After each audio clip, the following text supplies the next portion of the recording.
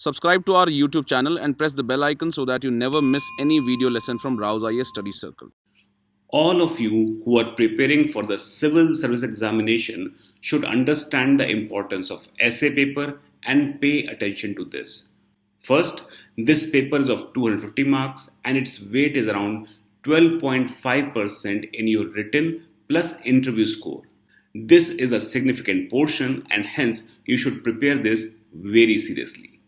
Second important aspect is average score of GS paper of the candidates who actually clear the examination hovers from around 95 to 105 marks. At the same time, average marks of essay for these people is around 130 plus. Toppers usually score 140 plus marks in this paper and take a lead over the competition.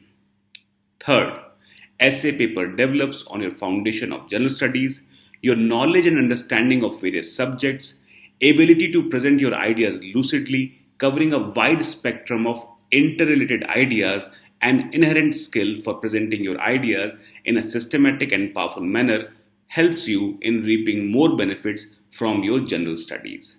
In order to help you prepare for the essay paper in a systematic and gradual manner, Rao's IAS has started Mains Essay Test Series and QIP program. The first class of the session will be an open session that all of you can join. The session will take place on 12th of October at 10:30 am. There is a link in the description through which you can register yourself for the session. Attend the session and ensure a better chance for clearing the mains examination. Hello and welcome to the Daily News Simplified, an analysis of the Hindu newspaper from UPSC perspective. Today we will be discussing the Delhi edition of the Hindu newspaper dated 10th October 2020. And the articles that we will discuss today are displayed on your screen. So let us start our discussion. Now before we start today's discussion, you should go through these questions and try and answer these questions based on today's discussion. And the answer for these questions will be displayed at the end of today's discussion.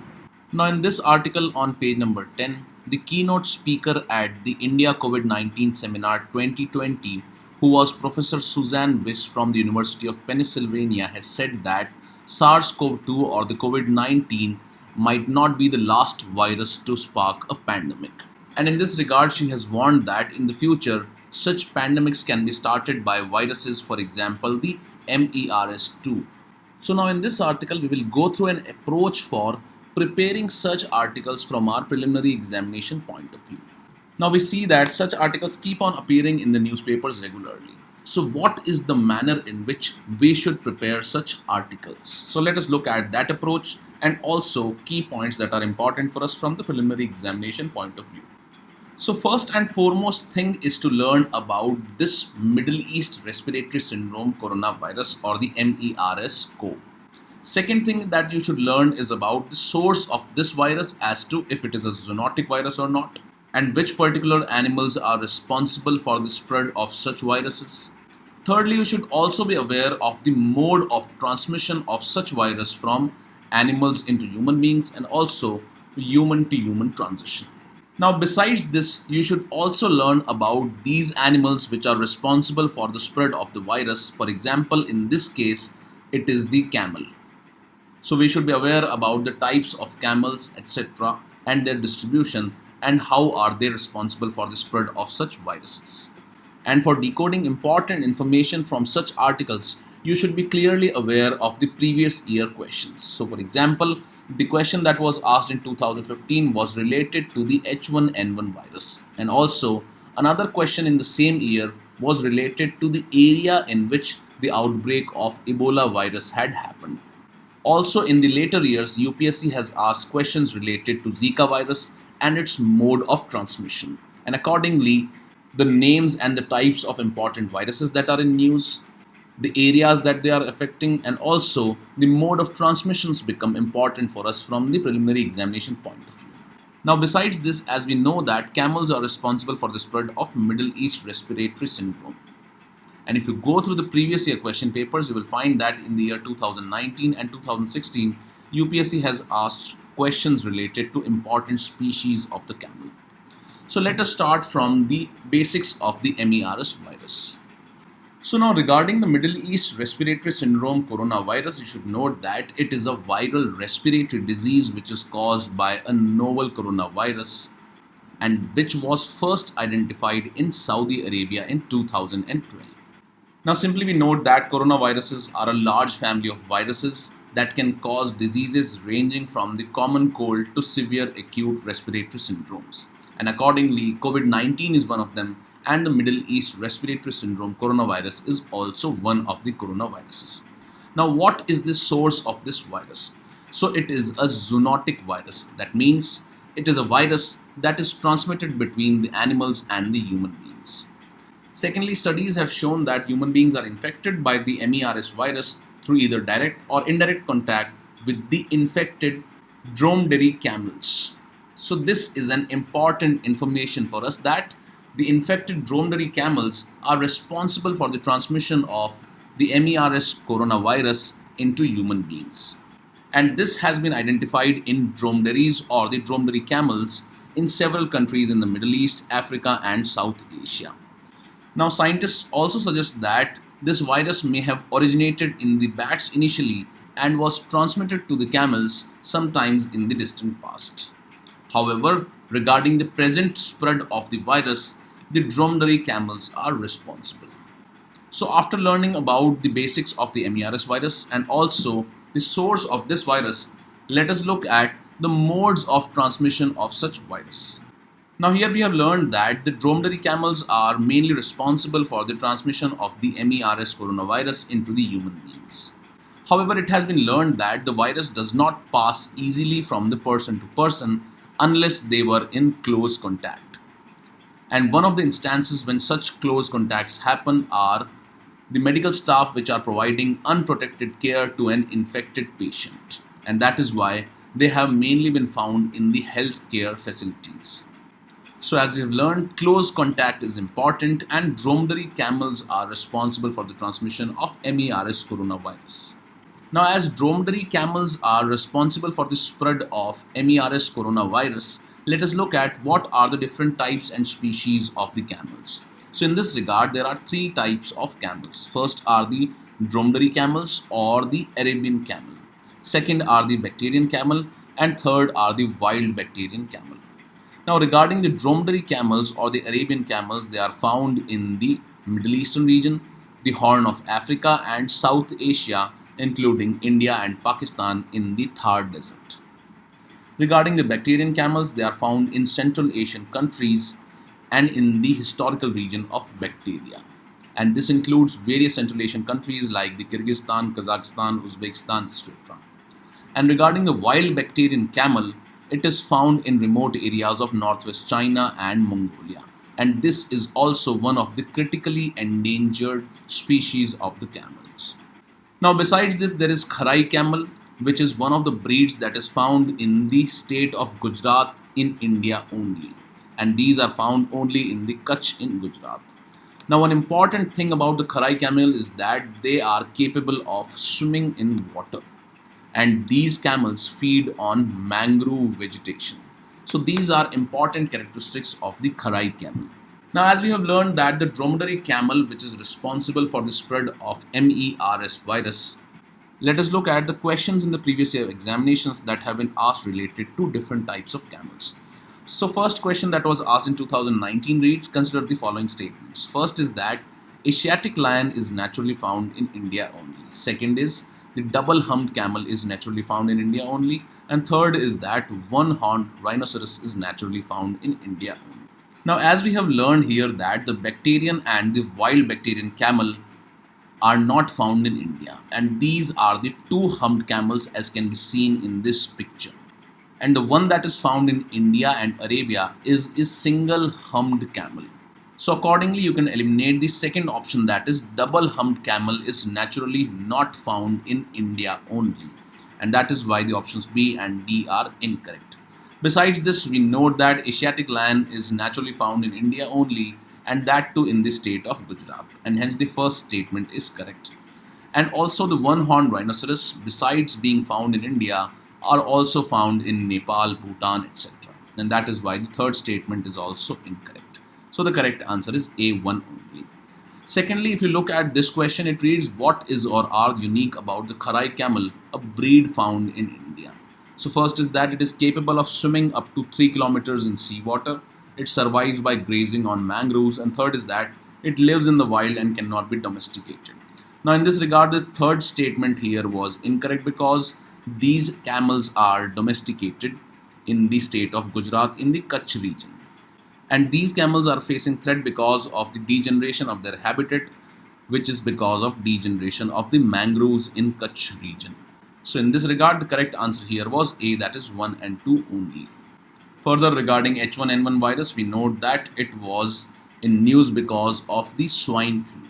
And regarding the areas in which there was outbreak of Ebola virus, these were the Guinea, Sierra Leone and Liberia. So the correct answer here was B. So in this discussion, we have learned as to how to decode a news article from our preliminary examination perspective. And in that regard, the previous year question papers are particularly very important. So do go through the previous year question papers and identify important themes in these question papers. And then you can relate the news articles with those themes on which UPSC has asked questions, and also the way in which UPSC has asked questions also becomes important. So accordingly, you can identify the information that is required from our exam point of view in a particular news article. With this, let's take up the next news article now. Now, coming to this article on page number 8, it talks about a poll that was conducted regarding the three contenders for declaring a particular species of butterfly as the national butterfly. Now, we already know that India has already symbols in the form of national animal, national bird, national flower, and national tree, and also the national fruit. So, this process was conducted for identifying a butterfly for the national butterfly tag. And in this, three butterflies have been identified according to a citizen poll. And this can be important for us from the preliminary examination point of view. And if you look at the previous year questions, you will find that such kind of articles that appear in the newspaper become important for us from the preliminary examination point of view. So, for example, in the year 2016, a question was asked related to recently, for the first time in our country, which of the following states has declared a particular butterfly as the state butterfly? And it was the state of Maharashtra, which had declared blue mormon butterfly as its state butterfly.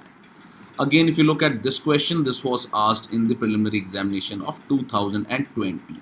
And it reads, with reference to India's biodiversity, the Ceylon frogmouth, coppersmith barbet, grey-chinned minivet and white-throated redstart are types of. And we note that they are the types of birds. So accordingly, the names of these three butterflies can be asked in this similar format in the preliminary examination. So let us look at the names of these butterflies which have been zeroed down for the national butterfly tag and also some of their characteristics. So first contender in this regard is the Krishna peacock butterfly, and it is a flagship species for biodiversity conservation and is generally found in large numbers in the Himalayas. So basically it is found in Himalayas and its name is Krishna peacock. Second is the Indian geesebill. It has vibrant color patterns and it also has patterns including the haldi and the kumkum or vermilion. Also, it is known to deter its predators with its flashy wing colors, and it is widely distributed across India. And this particular species can be spotted in gardens, etc., in different parts of India. Third one is the orange oak leaf, and it is commonly known as the dead leaf for its ability to camouflage as dry autumn leaf while striking a stationary position with its wings closed. And this kind of adaptation enables this species to prevent it from being devoured by the birds in the moist forests of northern Western Ghats, central north and northeastern parts of India, where this kind of butterflies are generally found. So in this regard, what is important are the names of these butterflies, and they are the Krishna peacock, Indian geesebill and orange oak leaf. And as you have seen in this question in the 2020, names were given, for example, Ceylon frogmouth, coppersmith barbet and grey-chinned minivet, and you were asked as to these names identify. So a similar question can be asked in the preliminary examination. For example, the names Krishna peacock, Indian geesebill and orange oak leaf sometimes seen in the news are, and in options you can be provided birds, butterflies, bats, or anything like that. And you will have to answer that these are the types of butterflies. So in the quiz related to this video, you will find a practice question on this format. With this, let's take up the next news article now. Now, another article that is important for us from the preliminary examination point of view is on page number 13, and it reads, "What is happening in Kyrgyzstan?" So this can be important for us from the preliminary examination point of view under the topic Current Events of International Importance. And Kyrgyzstan has been in news because it has been witnessing protests by the people of Kyrgyzstan against the government of the day. And the protesters and the opposition have alleged that the voting was rigged in the recent presidential elections. And accordingly, they are protesting against the election results in Kyrgyzstan. Now, why is Kyrgyzstan important and what is the strategic importance related to the Kyrgyzstan? So, Kyrgyzstan is often referred to as Central Asia's only democracy. And this has seen violent anti-government protests in the past also. And they were in 2005 and 2010 against the sitting presidents. And the names of these revolutions were the Tulip Revolutions and the Melon Revolutions. And we note that such kind of pro-democracy protests and revolutions are important for us from the preliminary examination point of view. And that is because questions have been asked in the past related to Arab Spring, which was again pro-democracy protests that started in the Middle Eastern region, and they started from the country of Tunisia. And that is why such names of important revolutions are important international events and they can be asked in the preliminary examination. Now, regarding the strategic importance of the Kyrgyzstan, you should note that it is an important part of the China's Belt Road Initiative, or the BRI. And China has already built roads and rail networks through the Kyrgyzstan and Uzbekistan. Also, during the Afghanistan war, the United States of America had used Kyrgyzstan for refueling and other logistical purposes. So this highlights the importance of the strategic location of the Kyrgyzstan. Now, besides United States of America, which has now pulled out its base from the Kyrgyzstan, Russia has an air base in Kyrgyzstan. Also, Russia sees this country as its political backyard and seeks to keep its dominance over Kyrgyzstan. Besides this, as we note that some of the countries which are having Russian influence are presently witnessing violence and conflict. And some of the examples are protests that are being witnessed in the country of Belarus, and also the conflict that is going on between Armenia and Azerbaijan. And both are former Soviet republics, and the region that is in news is the Nagorno-Karabakh. So this discussion highlights the strategic importance of Kyrgyzstan. So accordingly, let us have a look at the map of Central Asia and what can be important takeaways for us from the preliminary examination point of view. Now, this is the map of Central Asia, and you can see the location of Caspian Sea and the Central Asian countries that are located here. So the important countries of Central Asia include the Kazakhstan, Uzbekistan, Turkmenistan, Tajikistan and the Kyrgyzstan. So the country in news is the Kyrgyzstan, and it shares its border with China. And it is important for China because it is a part of the Belt Road Initiative and various infrastructure projects have been started in Kyrgyzstan. Now, regarding the map of Central Asia, you should note that only two countries of the Central Asian region share their border with the Caspian Sea, and they are the Kazakhstan and Turkmenistan. Again, if you look at this location, you will find that the river Volga drains into the Caspian Sea. And you can see that in the prelims of 2020, a question was asked related to this particular aspect. So accordingly, this region becomes very important for us from the preliminary examination point of view. Besides this, as we note that there is a conflict going on between Armenia and Azerbaijan. And in this regard, this Azerbaijan also shares its border with the Caspian Sea. And we already know that Caspian Sea is important for India because India seeks to have an entry into the Central Asian republics through the Iran's Chabahar port via Caspian Sea into the Kazakhstan, Turkmenistan and also Russia. So basically, this part will be a part of the international north-south transport corridor, and that is why this region becomes particularly very important for us from the preliminary examination point of view. Besides this, another aspect that can be asked in the examination are the location of the capitals of these Central Asian republics. So you can see that Astana is the capital of Kazakhstan. It is located in the northernmost position. Again, Ashgabat is the capital of Turkmenistan and it has the southernmost location. And after that, if you move upwards, you will find that the locations of Dushanbe, which is the capital of Tajikistan, Tashkent, which is the capital of Uzbekistan, and Bishkek, which is the capital of Kyrgyzstan. And you can be asked to arrange these capitals in the north south fashion or south north fashion. And already in the previous year examinations, a question has been asked related to arrangement of capitals in the north-south fashion of the Southeast Asian countries. So accordingly, these capitals can also be asked in the preliminary examination. So this particular area is of strategic importance for India also, and that is why this is very important for us from exam point of view. So you should keep this map handy and look at other important aspects. Also, you can identify that Aral Sea has its borders with Kazakhstan and Uzbekistan. And as we have seen that there is a conflict going on between Armenia and Azerbaijan, which shares its border with the Caspian Sea. The disputed location is the Nagorno-Karabakh. So you can be asked to identify this location in the preliminary examination. So do go through such important locations that are in news and they are very important for us from the exam point of view. With this, let's take up the next news article now. Now, this article on page number 13 reads that the Indian cotton gets Kasturi branding logo.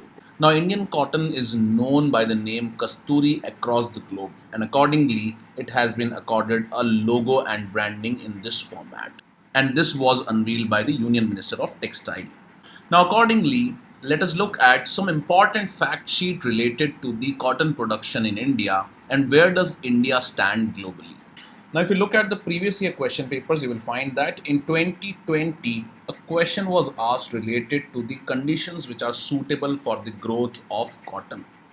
And the answer for this question was cotton because it is a subtropical crop, hard frost is injurious to it, and it requires at least 210 frost-free days and 5200 centimeters of rainfall for its growth.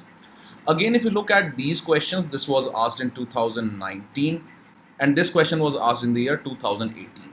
Now, this was related to the highest import in terms of value in the last 5 years, and the correct answer here was vegetable oils. Again, if you look at this question in 2018, it required us to identify as to which of the following statements are correct. First is the quantity of imported edible oils is more than the domestic production of edible oils in the last 5 years, and second was that the government does not impose any customs duty on all the imported edible oils as a special case, which was incorrect, and the correct answer was A1 only.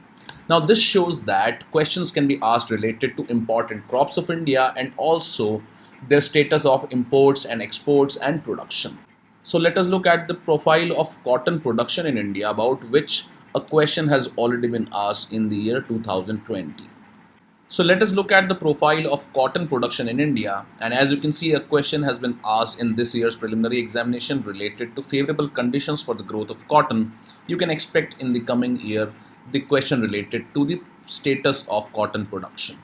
Now, some of the important facts related to the cotton production in India are that India has the distinction of having largest area under cotton cultivation in the world, which is one of the very important facts.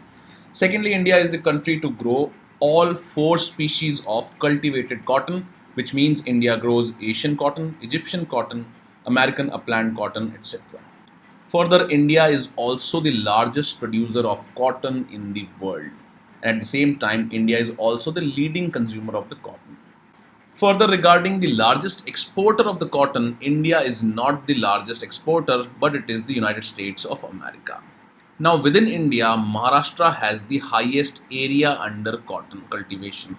And secondly, Gujarat is the largest producer of cotton.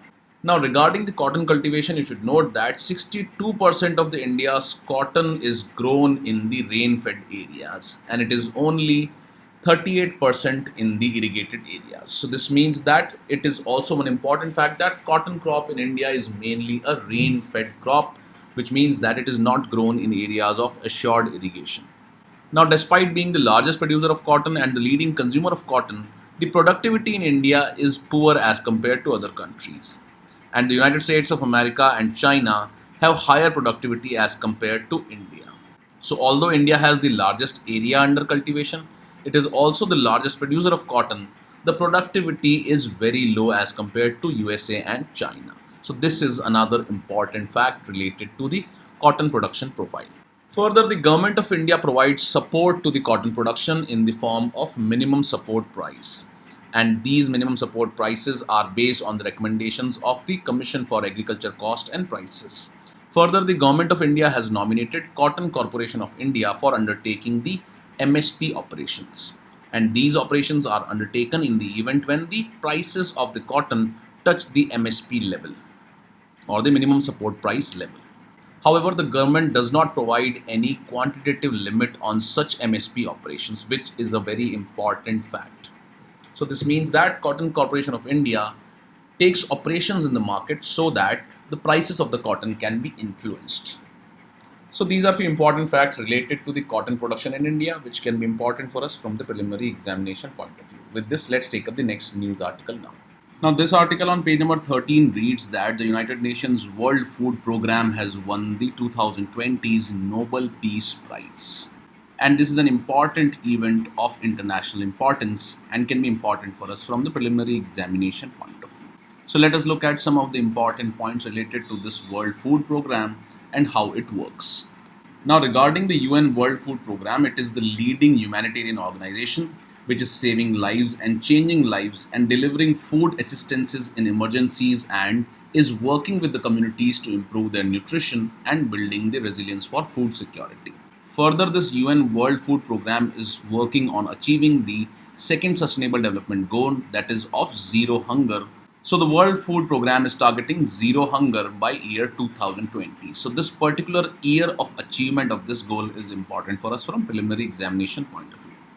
And secondly, for its efforts for combating hunger and for its contribution in bettering the conditions for peace in conflict affected areas, it has been awarded the Nobel Peace Prize in 2020.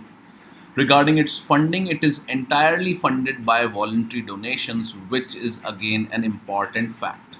Also, it works closely with its two sister organizations, the Food and Agriculture Organization or the FAO, and the IFAD, that is the International Fund for Agricultural Development.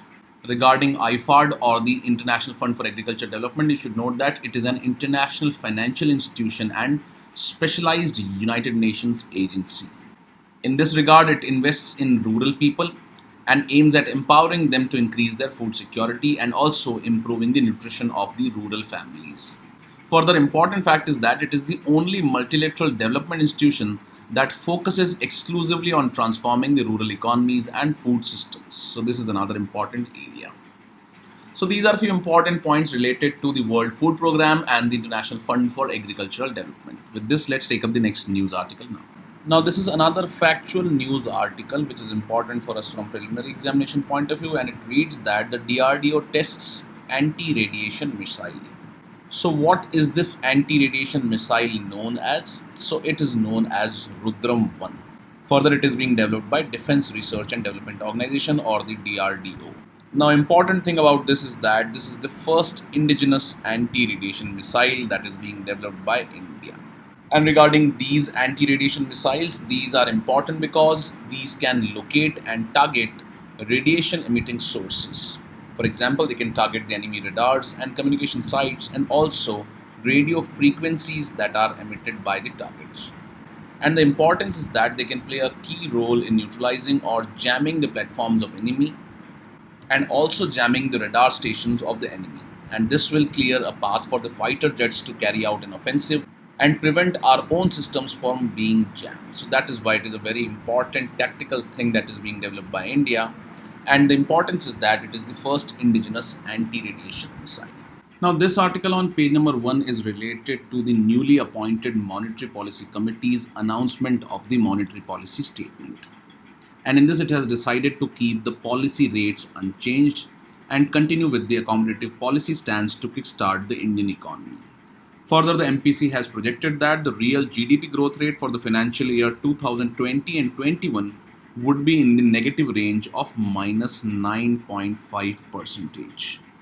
And based on that, RBI has been continuously announcing various measures to improve the liquidity situation in the Indian economy. So in this regard, RBI has kept the main policy rates unchanged. For example, the repo rate stands at about 4%. It has been kept unchanged. Reverse repo is at 3.35%. Now, in this regard, RBI had already announced the targeted long-term repo operations, and the only change now that has been done is that they will be termed as on-tap targeted LTROs or on-tap TLTROs. Now, what does this on-tap means? Now, earlier what used to happen is that this facility under the long-term repo operations was available only when RBI notified it. However, under this on-tap LTRO facility, this can be availed by any bank as and when they need the liquidity. So that is why this is an important change. However, we have already discussed in previous monetary policy statements in the DNS videos various aspects of the repo rate, the reverse repo rate, the open market operations, and also the targeted long-term repo operations. So in the Daily News Simplified of 14 July 2020, we have discussed in detail the various measures undertaken by the Reserve Bank of India for improving the liquidity situation. For example, the RBI has been undertaking the Operation Twist, which has been discussed in this DNS. Secondly, what are these open market operations and how are they different from the liquidity adjustment facility? And also, some questions that have been asked in the preliminary examination have also been discussed in the same DNS video.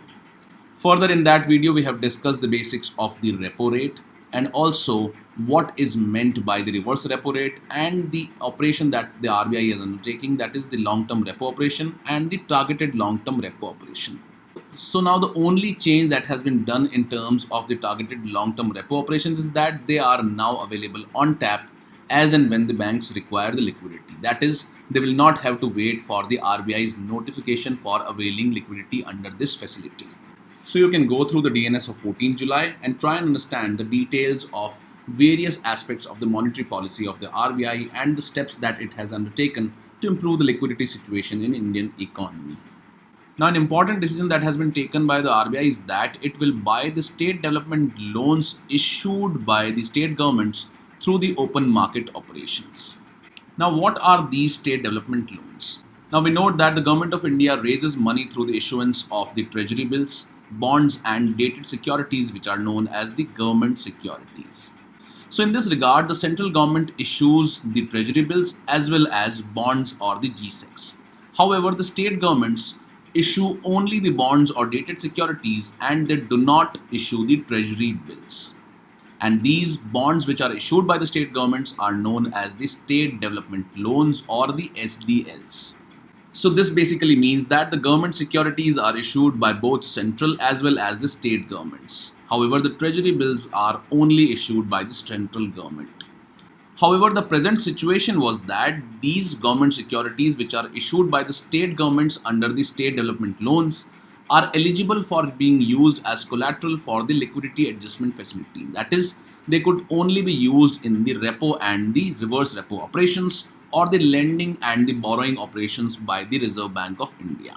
However, these were not eligible to be used under the open market operations, under which the RBI buys or sells the government securities in order to influence the liquidity situation in the Indian economy.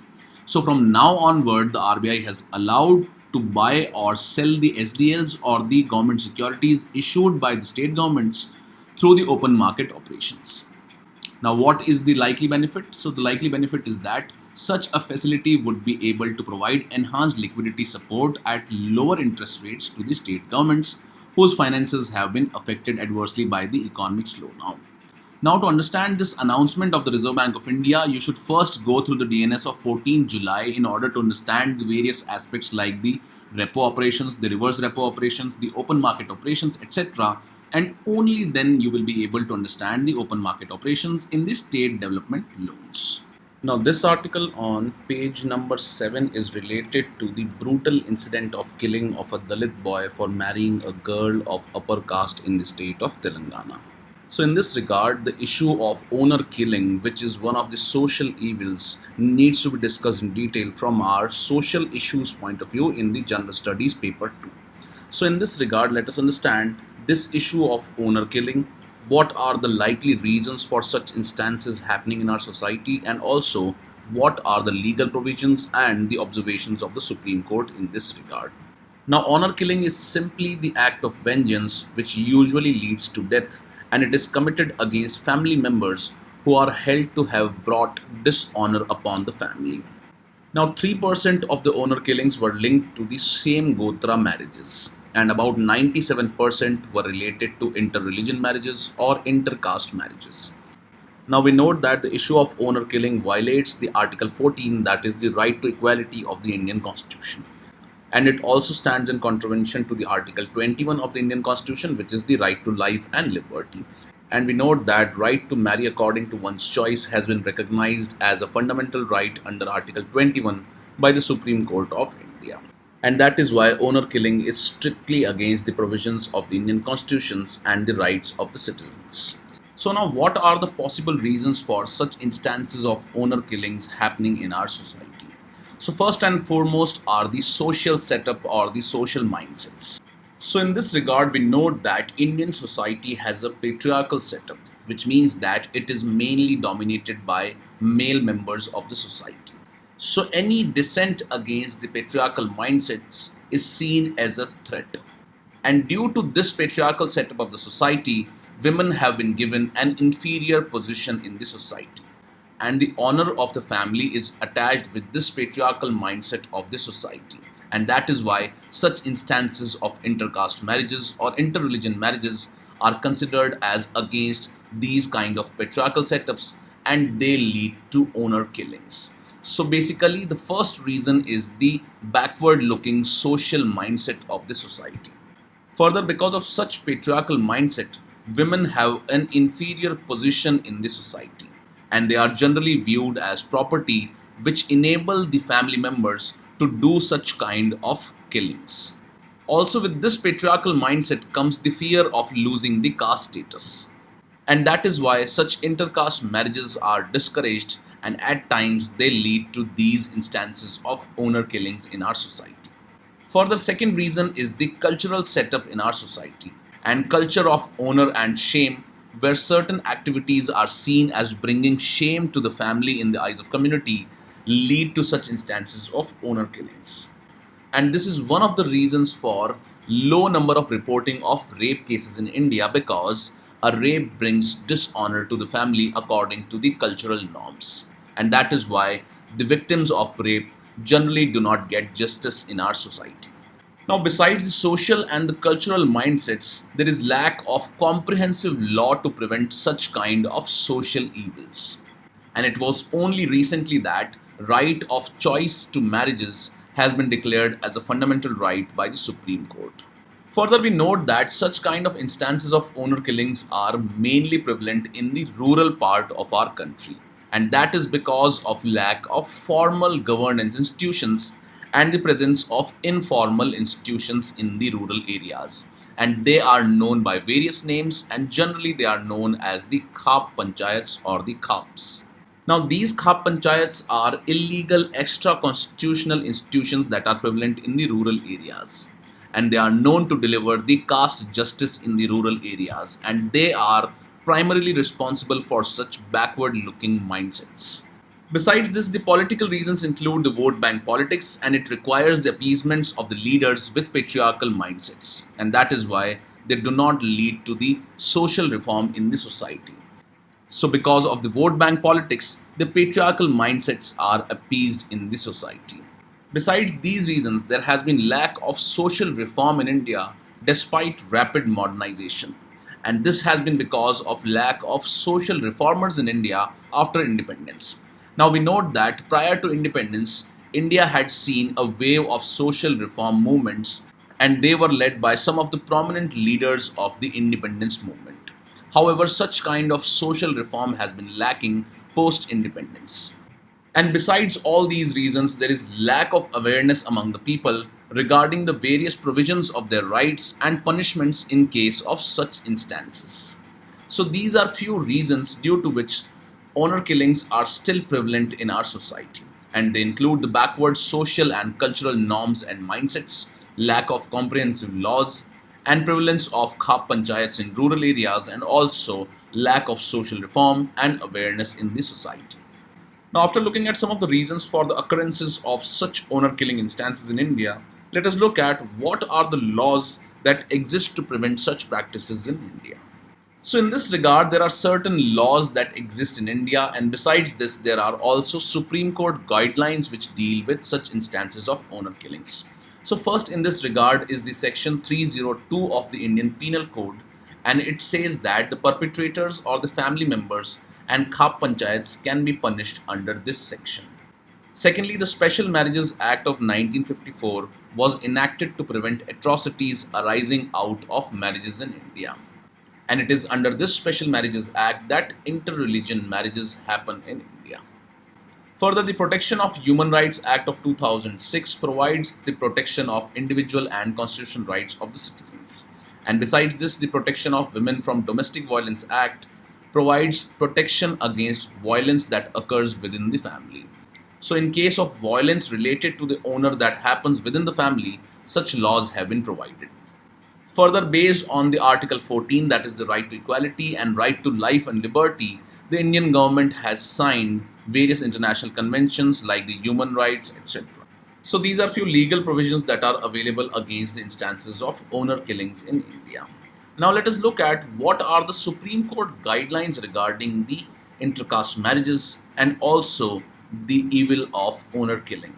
First is that the government should provide logistics and protections at such weddings which involve the intercaste marriages. Further, the Supreme Court has directed the governments to provide safe houses to stay during the first year of marriage at a nominal charge to the married couple. And also, the state government should issue directions to the district police chiefs in this regard. Also, the governments need to warn the police station officers to be extra cautious if any instance of intercaste or interreligion marriages comes to their notice. Also, the police can propose to the district magistrate or to competent authority to invoke prohibitory order when they anticipate such kind of violence can happen in a particular area. Further, the safe houses that are to be provided to the newly married couple will function under the supervision of district magistrate and the superintendent of police. So these are few Supreme Court guidelines related to the honor killings. Now, based on the Supreme Court ruling of 2018 in the Shakti Vahini versus Union of India case, the Ministry of Home Affairs has issued an advisory to all the state governments. And it has ordered the states to create special cells in every district, which comprises the superintendent of police and the district social welfare officer, to receive petitions and complaints of harassments of and threat to the couples of intercaste marriages. Also, the advisory has stated that special cells should create a 24-hour helpline to aid the couples in distress. Besides these, the 242nd Law Commission report had sought a new law on the prevention of interference with the freedom of matrimonial alliances. And also, the Rajasthan state government has recently passed the Rajasthan Prohibition of Interference with the Freedom of Matrimonial Alliances in the Name of Honor and Tradition Bill 2019. So, similar acts need to be passed by different state governments in order to curb the menace of honor killings in the name of intercaste and interreligion marriages. So, in this article, we have seen some of the reasons for such instances of honor killings and also some of the legal provisions and the guidelines of the Supreme Court in this regard. And these can be useful in writing the answers in the mains examination related to the social issue of honor killing in our society. With this, let's take up the next news article now. Now, with this, we have come to the end of today's discussion, and these are the answer responses for the self-assessment test that was given at the beginning of the video. And after this, let us take up the question for the day.